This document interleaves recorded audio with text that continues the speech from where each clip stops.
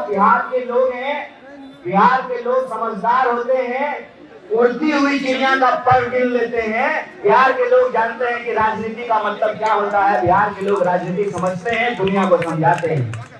सिर्फ एक बात कहेंगे, वो एक बात ये है कि आप सब लोगों ने 2014 से एक चीज देखी है कि कैसे जय शाह का पप्पा, पहचानते हैं ना उसको, पहचानते हैं ना, जय शाह का पप्पा पहले एमएलए चुराता था। क्या एमएलए साहब? एमएलए लोग को रिजॉर्ट घुमाता था।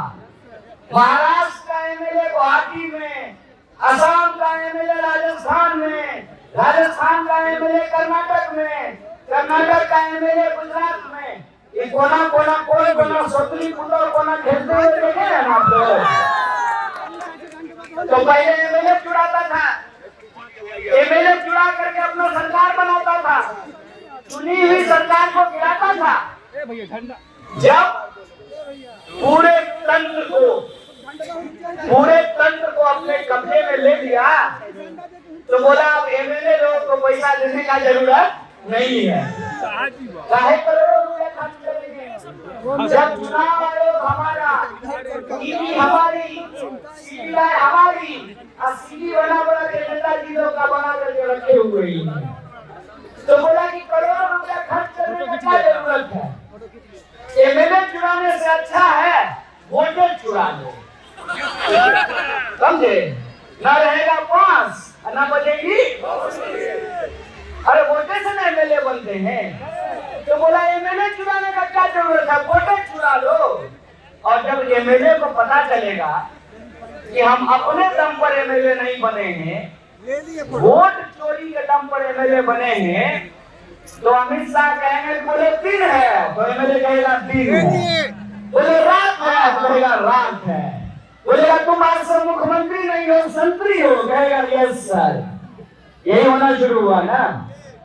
आप देखे शिवराज सिंह चौहान को रिटायर कर दिया, अब मोदी जी रिटायर नहीं हो रहे हैं। रमन सिंह को रिटायर कर दिया और अमित शाह रिटायर नहीं हो रहे हैं। खट्टर साहब को रिटायर कर दिया, खुद रिटायर नहीं हो रहे हैं। और बेचारे रूपानी साहब तो उनकी आत्मा को शांति मिले, तो हवाई दुर्घटना में ही उनका जान चला गया। तो भाजपा पहले अपने दल के नेताओं को कब्जा में लिया, उसके बाद वोट चोरी से पूरे के पूरे सरकार को कब्जा में लिया।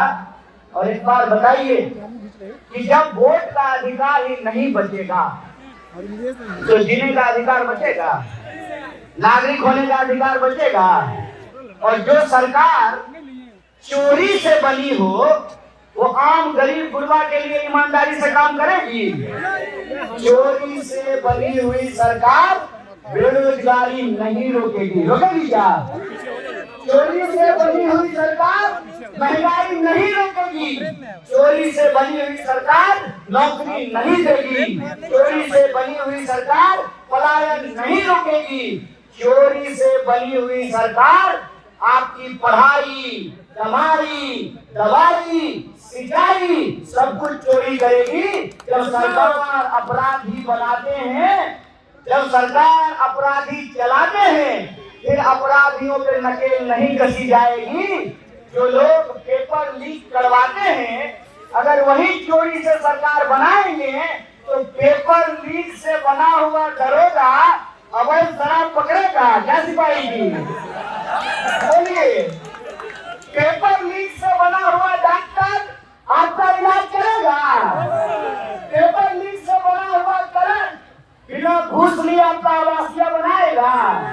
पेपर लीक से बना हुआ डीएम आम जनता की आवाज सुनेगा?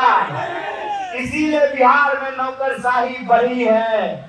जब सरकार चोरी से बनती है तो जनता का काम ईमानदारी से नहीं होता है, क्योंकि लोकतंत्र का मतलब वोट का राज, वोट का राज मतलब गरीब गुरबा का राज, वोट का राज मतलब छोट का राज। इस बात को याद रखिएगा। इसीलिए यह जो वोट चोरी के खिलाफ लड़ाई है, यह लड़ाई आपके अधिकारों को बचाने की लड़ाई है, आपके की नागरिकता बचाने की लड़ाई है, आपका पेंशन बचाने का लड़ाई है, आपकी नौकरी बचाने की लड़ाई है, आपका घर बचाने का लड़ाई है, आपका खेत बचाने का लड़ाई है, किसानों को उनके फसल का दाम दिलाने का लड़ाई है, मजदूरों को काम दिलाने का लड़ाई है, विद्यार्थियों को पढ़ाई दिलाने की लड़ाई है और आम लोगों को कमाई दिलाने की लड़ाई है।